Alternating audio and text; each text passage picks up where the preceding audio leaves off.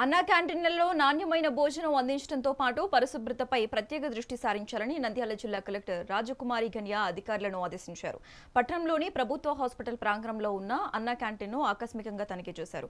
స్వయంగా టోకెన్ తీసుకుని భోజనం చేసిన కలెక్టర్ ఆహార నాణ్యతను పరిశీలించి లబ్ధిదారులతో మాట్లాడారు. కేవలం ₹5కే పేదలకు పౌష్టికాహారం అందించడమే ఈ పథకంలో సమయపాలన, నిరంతర శుభ్రత తప్పనిసరిని కలెక్టర్ స్పష్టం చేశారు.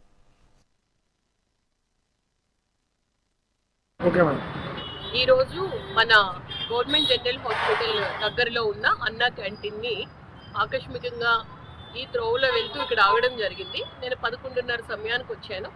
అప్పటికే మనకి ఇక్కడికి ఫుడ్ సప్లై ఉంది. మనకి ఫుడ్ కర్నూలు కిచెన్ నుంచి, సెంట్రల్గా లొకేట్ అయిన కిచెన్ నుంచి వస్తుంది.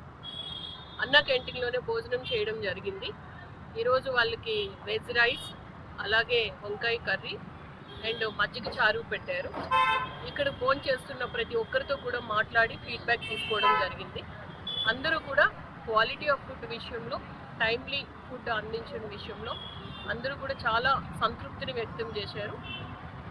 ఎవరు కూడా రాష్ట్ర ప్రభుత్వం, గౌరవ ముఖ్యమంత్రి గారు ఎంత సదుద్దేశంతో నిరుపేదలు ఎవరు కూడా ఆకలితో ఉండకూడదు, ₹5కే భోజనం ఇక్కడ దొరుకుతుంది కడుపు నింపుగా. కాబట్టి అన్నా క్యాంటీన్స్ మళ్ళీ పునః ప్రారంభించడం జరిగింది. హాస్పిటల్కి వచ్చిన వాళ్ళు, ఏదన్నా జిల్లా కేంద్రానికి పనుల మీద వచ్చిన వాళ్ళు, మనకి ఆర్టీసీ బస్ స్టాండ్ దగ్గర ఒకటి ఉంది, జీజీహెచ్ దగ్గర ఒకటి ఉంది. ఈ 2 అన్నా క్యాంటీన్స్ని సద్వినియోగపరచుకుని తిరిగి వాళ్ళ ఊళ్ళకి చేరాలని నేను కోరుతున్నాను.